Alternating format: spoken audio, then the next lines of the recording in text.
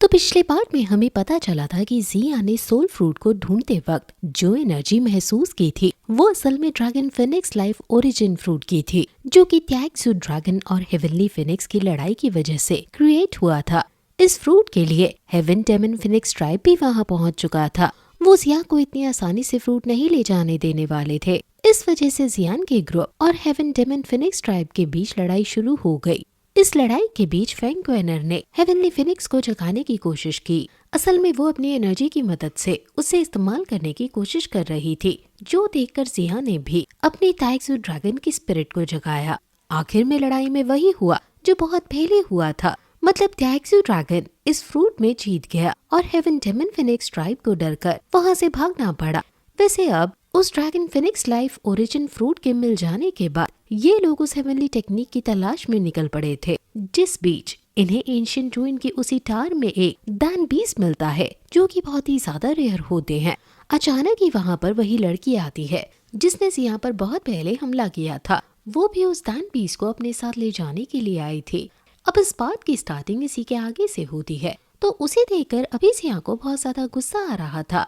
साथ ही ज़ियांग हैन भी आगे जाकर कहने लगता है कि अब जब ये यहाँ आ ही गई है तो हम इसे सबक क्यों नहीं सिखाते, जो सुनकर जियान उसे तुरंत ही रोकता है और उस मिस्टीरियस लड़की से कहता है कि देखो, हम यहाँ प्रॉब्लम क्रिएट नहीं करना चाहते, इसलिए वो दैन बीस्ट हमें वापस लौटा दो। इसके बदले में हम तुम्हें सही सलामत यहाँ से जाने देंगे और पहले तुमने जो गलती की थी उसके लिए भी माफ कर देंगे। हालांकि ये सुनकर उस मिस्टीरियस लड़की को भी गुस्सा आ जाता है। वो उस दैन बीस्ट को अपने पास रखते हुए कुछ अजीब से पोर्टल कर वहाँ पर कुछ लोगों को बुलाती है।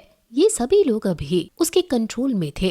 हालांकि जियान नोटिस करता है कि इनके बीच अभी भी कॉन्शियसनेस है, मतलब ये लोग जिंदा है, ये पूरी तरह से मरे नहीं है, लेकिन ये खुद के कंट्रोल में नहीं है। वैसे ये लोग असल में पाइथन ट्राइब से बिलोंग करते हैं, जिसे nine neither world Python tribe के नाम से भी जाना जाता है। अभी इन लोगों में 2 लोग 2 स्टार तौज़ुन लेवल पर थे, पर इस चीज से जियान और उसके दोस्तों को कोई फर्क नहीं पड़ने वाला था। इस वजह से उन लोगों के बीच लड़ाई शुरू हो जाती है। अभी वो मिस्टीरियस लड़की इस लड़ाई में ना पड़ते हुए वहाँ से निकलने का फैसला करती है और चुपचाप वहाँ से चली जाती है। हालांकि जियान ने उसे देख लिया था। वो इस बारे में जियान को बताती है और जियान अपने टारगेट को वहीं छोड़कर सीधा उस लड़की के पीछे जाता है। वो मिस्टीरियस लड़की अभी पूरी रफ्तार से उस जगह से निकलने की कोशिश कर रही थी। जियान की रफ्तार ज्यादा तेज थी, इस वजह से वो बहुत ही जल्द उसके पास पहुंच गया और उसके पैर को पकड़ते हुए उसे दूर फेंक दिया। वैसे वो लड़की इतनी स्पीड से फेंकने के बाद खुद को संभालकर सीधा जियान की तरफ बढ़ती है। वो समझ गई थी कि स्पीड के मामले में वो जियान से ज्यादा तेज नहीं है, इसका मतलब वो बिना जियान से लड़े यहाँ से नहीं निकल पाएगी। इसी वजह से अभी वो जियान पर हमला करने की कोशिश कर रही थी, लेकिन जियान उसके हमले को रोककर उसी पर उल्टा अटैक करने लगता है। हालांकि वो लड़की उन हमलों को रोक रही थी। अभी उनके बीच फिजिकल फाइट चल रही थी, लेकिन अचानक ही वो लड़की पीछे हटी, जो देखते हुए जियान ने तुरंत माउंटेन सील को क्रिएट किया और उस लड़की पर हमला किया। हालांकि उस लड़की की स्पीड फिर भी तेज है, जिस कारण से वो जियान के इस हमले को डॉज कर रही थी। पर जियान ने माउंटेन सील को क्रिएट करने के बाद सीधा अपनी तलवार लेकर उस लड़की पर हमला करना शुरू कर दिया, जिसे रोकने के लिए वो लड़की अपने हाथों का इस्तेमाल कर रही थी। इस बीच उसके सर से हैट हट चुकी थी, पर अभी भी उसने एक मास्क पहन रखा है, जिस वजह से उसके आइडेंटिटी बता पाना नामुमकिन है। हालांकि जियान को उसकी आइडेंटिटी से कोई फर्क नहीं पड़ता। जियान भी उसे एक और मौका देते हुए कह रहा था कि अभी भी चांस है, अगर तुम अभी वो दैन बीस्ट मेरे हवाले कर दो तो मैं तुम्हें जाने दूंगा। लेकिन वो लड़की नहीं मानती। यहाँ वो जियान पर हमला करने की कोशिश करती है, लेकिन जियान ने उसे पीछे हटा दिया था। इसके बाद उनके बीच फिर से फिजिकल फाइट चलती है और अचानक ही जियान बीच में ही फ्लेम कटर का यूज करते हुए उस लड़की पर अटैक कर देता है। वैसे तो वो लड़की अभी इस हमले को रोकने की कोशिश करती है, लेकिन वो इसमें कामयाब नहीं होती और तभी जियान वहाँ पूरी रफ्तार से आते हुए उसे किक कर देता है, जिससे वो सीधा जाकर दीवार से टकराती है। हालांकि वो इसके बावजूद भी हार नहीं मानती और तुरंत फिर से बीच में आ खड़ी हो जाती है। वो भी लड़ना तो चाहती थी, लेकिन उसे बहुत सारी इंजरीज आ चुकी हैं। यही देखते हुए जियान फिर से उस पर हमला करने के लिए आगे बढ़ता है, पर अचानक ही वो लड़की अपना सर ऊपर करते हुए उसके मास्क पर लगी उन आँखों से किसी तरह से मिस्टीरियस एनर्जी रिलीज करती है, जिसके कारण जियान एक ही जगह पर पैरालाइज हो जाता है। जियान समझ चुका था कि वो लड़की अभी उसी मिस्टीरियस टेक्निक का इस्तेमाल कर रही है जिससे उसने उन 9 नीदरवर्ल्ड पाइथन ट्राइब के लोगों को कंट्रोल किया था। मतलब अभी वो जियान की बॉडी को कंट्रोल करने की कोशिश कर रही है। जियान अभी अपनी कॉन्शियसनेस में कैद था, पर अचानक ही वो अपनी सारी फ्लेम्स को एक जगह पर समन कर उस कॉन्शियसनेस को डिस्ट्रॉय कर देता है और अपनी तलवार लेकर सीधा उस लड़की पर हमला करता है। जिन हमलों के बाद उस लड़की के चेहरे पर से वो मास्क हट चुका था और वो सीधा जाकर जमीन पर गिर चुकी थी। वैसे अब वो हार गई है, इसलिए जियान तुरंत ही नीचे आकर अपनी तलवार आगे करते हुए कहता है कि वो बीस्ट मेरे हवाले कर दो। हालांकि वो लड़की अभी भी वो बीस्ट देने को तैयार नहीं थी, पर यहाँ जैसे ही वो जियान की तरफ देखती है तो जियान उसकी आंखों में देखकर हैरान हो जाता है। जियान ने अपनी तलवार तुरंत ही नीचे रख ली थी और कहा कि तुम तो किंग लिन हो। ये सुनकर वो लड़की हैरान हो गई और पूछने लगी कि आखिर तुम्हें मेरा नाम कैसे पता। अगर अब आप भूल चुके हो कि किंग लिन कौन है, तो ये वही लड़की है जो कि जियान को गामा एम्पायर में मेनली स्ट्रीट मशीनरी के ग्रुप में मिली थी, जिसे इसके विलेज वाले बहुत परेशान करते थे, लेकिन जियान ने इसकी मदद की। अभी जियान जमीन पर बैठकर उसे याद दिलाता है कि वो कौन है। वैसे जियान के बारे में ही थोड़ा बहुत सुनकर उसे याद आ चुका था, क्योंकि वो जियान को भूली नहीं थी। उसे याद आता है कि उसके गांव वाले उसे बुरा भला कहते थे। तब जियान ने ही उसका साथ दिया और उसे समझाया कि उसे गांव वालों की बातें सुनने की जरूरत नहीं, ये उसकी लाइफ है और वो इसे अपने लिए जिए, न कि गांव वालों के लिए। जिसके बाद सच में किंग लिन की लाइफ बदल गई। वैसे अब वो जियान को पहचान चुकी थी, लेकिन वो जियान को यंग मास्टर जियान कहकर बुलाती है। वो खड़ी होती है। जियान उससे कहता है कि तुम बहुत बड़ी हो चुकी हो, इस वजह से मैं तुम्हें नहीं पहचान पाया, और नॉर्मल सी बात थी, जब मैं तुम्हें नहीं पहचान पाया तो तुम मुझे कैसे पहचानती।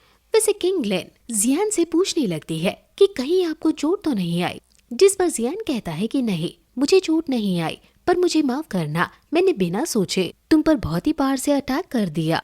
इसके बाद जियान एक एनर्जी पिल उसे देते हुए कहता है कि इसे खा लो, इससे तुम्हारी एनर्जी जल्दी रिकवर होगी। वैसे उस पिल को खाने के बाद किंग लिन तुरंत ही दूर हटकर पहले अपने उन सभी आदमियों को वापस बुलाती है जिन्हें उसने जियान के दोस्तों के साथ लड़ने के लिए छोड़ा था। वैसे वहाँ वो लोग अभी भी आपस में लड़ रहे थे। अचानक ही किंग लिन ने उन सभी को वहाँ से वापस बुला लिया।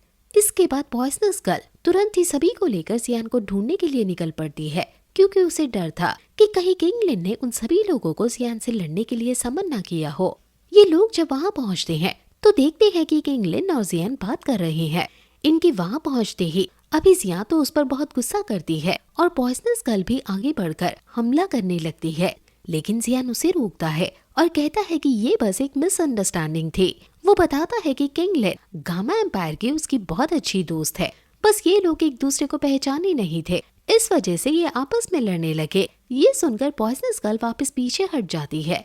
वैसे अभी जियान का गुस्सा शांत नहीं हुआ था। वो चिल्लाते हुए कहती है कि आखिर फिर इसने मुझे उस रात कंट्रोल करने की कोशिश क्यों की। इस पर किंग लिन जवाब देती है कि मुझे माफ करना, मुझे पता नहीं था कि तुम कौन हो। मुझे लगा कि तुम शायद 9 नीदरवर्ल्ड पाइथन ट्राइब से बिलोंग करती हो, वो मेरे दुश्मन है, इसी वजह से मैंने तुम्हें कंट्रोल करने की कोशिश की। हालांकि जैसे ही उसने माफी मांगी तो जिया का गुस्सा शांत हो गया। वो उससे कहती है कि वैसे तो मैं किसी को माफ नहीं करती, लेकिन तुम जियान की दोस्त हो, इस वजह से इस गलती के लिए मैं तुम्हें माफ कर देती हूँ। इसके बाद जियान किंग लिन से पूछता है कि तुम्हें तो त्यानसी मेंशन के लोग अपने साथ ले गए थे, क्या वो तुमसे अच्छे से बिहेव करते थे। जिस पर किंग लिन बताती है कि हाँ, उन लोगों का बिहेवियर अच्छा था, वो लोग मुझे अच्छे से ट्रीट करते थे, यहाँ तक कि उन्होंने मुझे अपनी सेक्ट की सीक्रेट टेक्निक्स भी सिखाई और बाद में वो लोग मुझे उनका लीडर भी बनाने वाले थे, पर इसके बदले में मुझे पुराने लीडर के बड़े बेटे के साथ शादी करनी पड़ती, जो कि मैं नहीं चाहती थी। इस वजह से मैं वापस गामा एम्पायर भाग गई, लेकिन वहाँ जाकर मुझे पता चला कि तुम तो वहाँ हो ही नहीं, तुम ऑलरेडी जोंगजू सिटी की तरफ निकल चुके थे। इस वजह से मैं जोंगजू सिटी पहुँची, लेकिन वो सिटी बहुत बड़ी है, वहाँ पर किसी एक पर्सन को ढूंढना लगभग नामुमकिन के बराबर है। इस वजह से मैं तब से ट्रैवल ही कर रही हूँ। वैसे अपनी पूरी स्टोरी बताने के बाद वो उस दान बीस्ट को बाहर निकालकर जियान को लौटाने लगती है और कहती है कि आपको ये चाहिए था ना, इसे आप रख लो। हालांकि वो बीस्ट ऑलरेडी जियान को देखकर सीधा उसके पीछे छुप गया था। वैसे जियान किंग लिन से पूछता है कि आखिर तुम्हें ये बीस्ट क्यों चाहिए था, जिस पर किंग लिन बहुत धीमी आवाज में जवाब देती है कि उसने सुना था कि दान बीस्ट एक अल्केमी बीस्ट है, जो कि हर तरह के पॉइजन को खत्म करने के काम आता है। वो बताती है कि उसने सोचा कि शायद ये बीस्ट उसके पॉइजन को भी खत्म कर देगा। ये सुनकर जियान हैरान था। वो कहता है कि पॉइजन, हालांकि उसके इतना कहते ही सीन चेंज हो जाता है और हम उस जगह पर आते हैं जहाँ वो हेवेली टेक्निक मौजूद है। अभी वहाँ किसी तरह की एनर्जी निकल रही थी। बाकी सारे ट्राइब ऑलरेडी वहाँ पहुँच चुके थे, लेकिन वो अभी आगे नहीं बढ़ रहे क्योंकि इस हेवेली टेक्निक के आसपास भी एक खास तरह की सील लगी हुई है जो कि पहले खुद ब खुद कमजोर होकर अनलॉक होगी और उसी के बाद ये लोग उस टेक्निक को ले पाएंगे। वैसे ये सभी अभी इसी चीज का इंतजार कर रहे थे। तभी वहाँ बर्निंग फ्लेम वैली के मास्टर तैंग और मिस हुअर पहुँचते हैं। अभी मिस हुअर आसपास देखती है कि वहाँ जियान नहीं है, इसलिए वो थोड़ी सी टेंशन में थी। पर मास्टर तैंग कहते हैं कि चिंता मत करो, जियान को कुछ नहीं हो सकता, वो जल्दी यहाँ पहुँचता होगा। पर वैसे भी जो लोग जियान को परेशान कर सकते थे वो लोग ऑलरेडी यहाँ पहुँच चुके हैं और बिल्कुल सही कंडीशन में है। इसका मतलब इन्होंने अभी तक जियान से पंगा नहीं लिया है, वरना अभी ये ठीक ठाक हालत में नहीं होते। उनके इतना कहते ही सीन वापस जियान पर आता है, जो कि अभी किंग लिन के नजदीक कर बता रहा था कि उसकी बॉडी में जो पॉइजन है वो सच में खतरनाक है। हालांकि जियान को यकीन नहीं हो रहा था, पर किंग लिन बताती है कि असल में ये पाइथन एम्परर का पॉइजन है जो कि 9 नीदरवर्ल्ड पाइथन ट्राइब से बिलोंग करता है और ये दुनिया के सबसे बेस्ट टॉक्सिक पॉइजन में से एक है। हालांकि ये सुनकर जियान कहने लगता है कि तो फिर तुमने इन लोगों से पंगा क्यों लिया, जिस पर किंग लिन जवाब देती है कि इन्हीं लोगों ने मुझसे पंगा लिया था। वो बताती है कि जब वो जोंगजू सिटी में थी तब वो भी इस डोमेन की तरफ गई ग्रीन स्नेक की 3 फ्लावर आइस लेने के लिए, जिससे कि वो स्नेक मॉन्स्टर को कंट्रोल कर सके। जब वो इन्हें लेकर आ रही थी तभी 9 नीदरवर्ल्ड पाइथन ट्राइब के इन लोगों ने उसे देख लिया और इस पर हमला करना शुरू कर दिया। इसे बहुत इंजरीज आई थी क्योंकि उन लोगों में कुछ लोग डॉजन लेवल पर भी थे, जिस वजह से किंग लिन ने मरने की एक्टिंग की और मौका मिलने पर वहाँ से भागने की कोशिश की। लेकिन तब तक इनमें से एक एल्डर ने उस पर पाइथन एम्परर से हमला कर दिया था, जिस कारण से उसे ये पॉइजन मिला। वो वहाँ से निकल गई और उसने इस ट्राइब के दूसरे बड़े एल्डर्स के साथ कांटेक्ट करने की कोशिश की इस पॉइजन को सोल्यूशन मांगने के लिए। उन लोगों ने मदद की बजाय अपने कुछ लोगों को किंग लिन के पीछे भेज दिया। वो लोग किंग लिन का पीछा कर रहे थे, इस वजह से उसे मजबूरन उन पर हमला करना पड़ा। वो बताती है कि अभी जितने भी लोग मेरे पीछे खड़े हुए हैं ये मुझे खत्म करने के लिए आए थे, इस वजह से मैंने खुद को प्रोटेक्ट करने के लिए इन्हें अपने कंट्रोल में कर लिया और इसी कारण से वो तब जिया पर भी अपना कंट्रोल करने की कोशिश कर रही थी, क्योंकि तब उसे लगा था कि शायद जिया को भी 9 नीदरवर्ल्ड पाइथन ट्राइब के लीडर ने उन्हें उसे खत्म करने के लिए भेजा है। ये सुनकर जिया कहने लगती है कि बिल्कुल 3 फ्लावर आइस बहुत रेयर चीज है, ये नॉर्मल सी बात है कि उन लोगों ने तुम्हारा साथ ना देकर तुम्हें खत्म करने की कोशिश की। वैसे तभी पॉइजन गर्ल आगे आकर कहने लगती है कि माना कि ये पॉइजन दुनिया के बेस्ट पॉइजन्स में से एक है, लेकिन तुम इसे सिर्फ इस अल्केमी बीस्ट के ब्लड से खत्म नहीं कर सकते। ये सुनकर अभी किंग लिन थोड़ी टेंशन में आ गई थी, पर पॉइजन गर्ल कहती है कि भले ही ये बीस्ट पॉइजन हो, लेकिन जरूरी नहीं कि इसे खत्म नहीं किया जा सकता। ये सुनकर किंग लिन वापस से खुश हो जाती है। तभी जियान बताता है कि पॉइजन गर्ल पॉइजन सेक्ट की लीडर है और अगर उसने कह दिया कि इस पॉइजन को ठीक किया जा सकता है तो इसका मतलब है कि इसे सच में ठीक किया जा सकता है। ये सुनकर किंग लिन उन दोनों को शुक्रिया कहती है। वैसे जियान उससे कहता है कि तुम्हारी बॉडी का पॉइजन खत्म करने में मैं तुम्हारी मदद जरूर करूंगा, लेकिन तब तक तुम हमारे साथ रहोगी, जिस पर किंग लिन ने हाँ कर दी थी। उसे इस चीज में कोई प्रॉब्लम नहीं थी। वैसे अभी लॉर्ड यान हाउ कह रहे थे कि अगर तुमने सच में ग्रीन स्नेक के 3 फ्लावर आइस को ढूंढ लिया था तो ये सच में कमाल की बात है। वैसे तभी जियान कहता है कि अभी के लिए हमें उस लेजेंडरी हेवेली टेक्निक को ढूंढने के लिए चलना चाहिए। पर इतने में ही किंग लिन अपने पास से एक स्क्रोल निकालते हुए कहती है कि ये एक मैप है जो कि मुझे इस दान बीस्ट को ढूंढते वक्त मिला था, शायद ये हमें उस हेवेली टेक्निक तक पहुंचा सकता है। ये सुनकर ये सभी खुश हो जाते हैं। जियान कहता है कि अब लक आजमाने का समय आ गया और फिर ये लोग सीधा उसी जगह की तरफ निकल पड़ते हैं। अगले सीन में ये वहाँ पहुँच चुके थे। अभी वो ब्लॉक वैसे ही एनर्जी रिलीज कर रहा है, मतलब उस पर जो सील लगी हुई थी वो अभी तक कमजोर नहीं हुई है। वैसे ये जब वहाँ पहुँचते हैं तभी हुआर जियान को आवाज लगाती है और ये लोग सीधा मास्टर तैंग और हुआर के पास आ जाते हैं। वैसे यहाँ मास्टर तैंग जियान से कह रहे थे कि तुम लोग सही समय पर आए, क्योंकि अभी तक ये सील पूरी तरह से अनलॉक नहीं हुई है। हालांकि जियान नोटिस करता है कि उस सील के आसपास बहुत सारे स्टैचू हैं जिनके हाथ में एक स्क्रोल है, मतलब यहाँ पर कई अलग अलग टेक्निक्स हैं। वो कह रहा था कि इनमें से हमें जो टेक्निक चाहिए वो कौन सी होगी। क्या यहाँ पर और भी हेवनली टेक्निक्स हैं? जिस पर मास्टर तैंग कहते हैं कि मुझे ऐसा नहीं लगता, मुझे लगता है कि इनमें से सिर्फ एक ही असली टेक्निक है।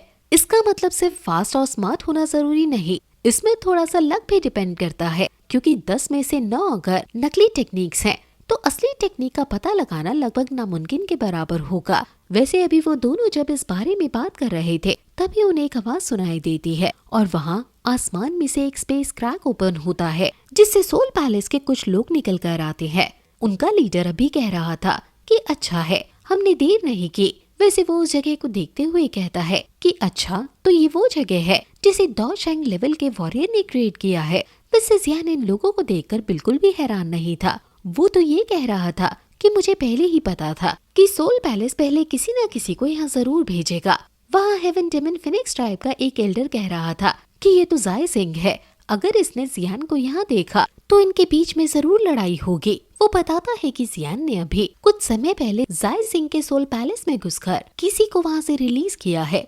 ये सुनकर फेंग क्वेनर अभी बहुत ज्यादा हैरान थी। वो कह रही थी कि जियान कितना भी ताकतवर हो लेकिन ये तो पागलपन है। वैसे इस पर एल्डर हुआंग ज़ुआन कहते हैं कि हमने सच में इस लड़के को बहुत अंडर एस्टिमेट कर लिया। तुम जो कह रहे थे अगर वो सच है तो इसका मतलब हमें ज्यादा प्रॉब्लम नहीं होगी। ये दोनों आपस में जब लड़ेंगे तब हम मौका पाकर उस dragon Phoenix life origin fruit को भी चुरा सकते हैं।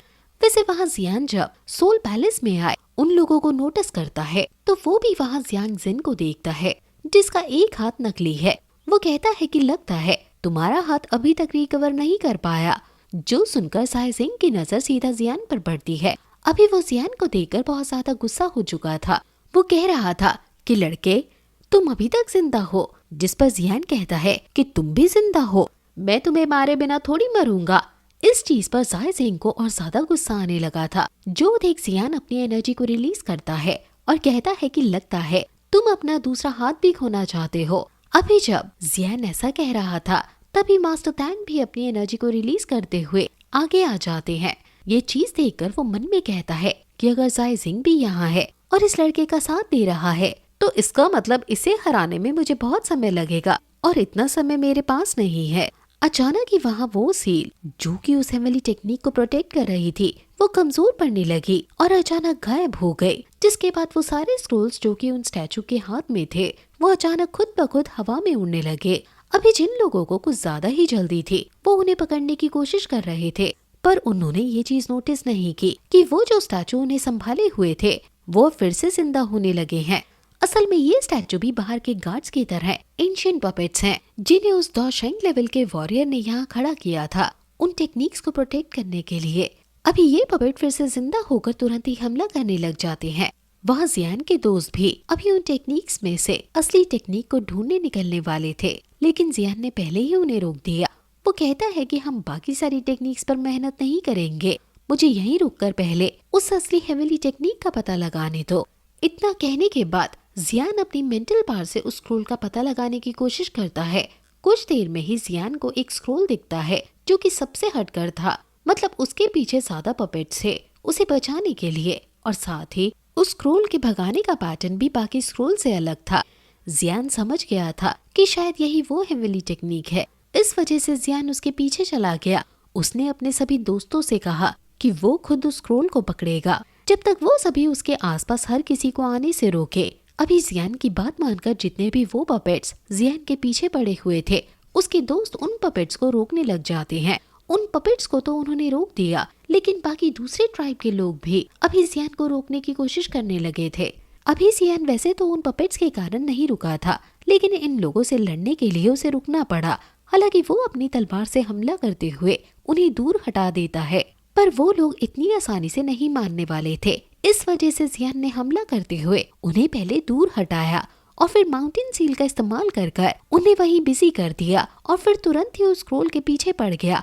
हालांकि इतने में ही एक और आदमी जियान का रास्ता रोकने की कोशिश करता है जो कि डायरेक्टली जियान पर हमला कर रहा था। उसका ये हमला सच में खतरनाक था लेकिन जियान उस हमले से बच गया। वो आदमी वहाँ जियान को बिजी कर तुरंत ही उस स्क्रोल की तरफ बढ़ चुका था, जो देखते हुए जियान भी उसके पीछे गया। हालांकि ये नोटिस करने के बाद वो आदमी फिर से पीछे मुड़ता है और जियान पर हमला करने की कोशिश करता है, पर जियान कहता है कि मुझे माफ करना, पर तुमने मुझे ये यूज करने पर मजबूर किया था। इतना कहकर जियान ने फ्लेम ड्रैगन से उस पर हमला किया और उसे वहाँ से दूर हटा दिया, जिसके बाद वो खुद उस स्क्रोल के पीछे पड़ चुका था। वैसे जियान लगभग वहाँ पहुँच ही चुका था, मतलब वो स्क्रोल को पकड़ ही लेता, लेकिन इतने में ही हम वहाँ शेंतियान को देखते हैं, जो कि अभी किसी दूसरे कल्टीवेटर को मारकर उससे उसका स्क्रोल छीन रहा है, क्योंकि उसे नहीं पता कि कौन सा स्क्रोल असली है। हालांकि इतने में ही उसकी नजर जियान पर पड़ती है, जो कि एक स्क्रोल का पीछा कर रहा है। इस वजह से अब वो जियान के पीछे आने लगा। यहाँ जियान ने अपनी एनर्जी से उस स्क्रोल को पकड़ लिया था, लेकिन जब वो उसे अपनी तरफ खींच रहा था, तभी उस स्क्रोल को किसी और ने भी अपनी एनर्जी से पकड़ लिया, जो कि शेंतियान ही था। असल में वो जियान से बदला लेना चाहता है, क्योंकि जियान ने उसके बेटे को मारा था। इसी वजह से वो जियान से गुस्से में कहता है कि जियान, आज भले ही मैं भी यहाँ मारा जाऊं, लेकिन मैं तुम्हें जिंदा नहीं जाने दूंगा। उसके इतना कहते ही ये पार्ट यहीं पर खत्म हो जाता है।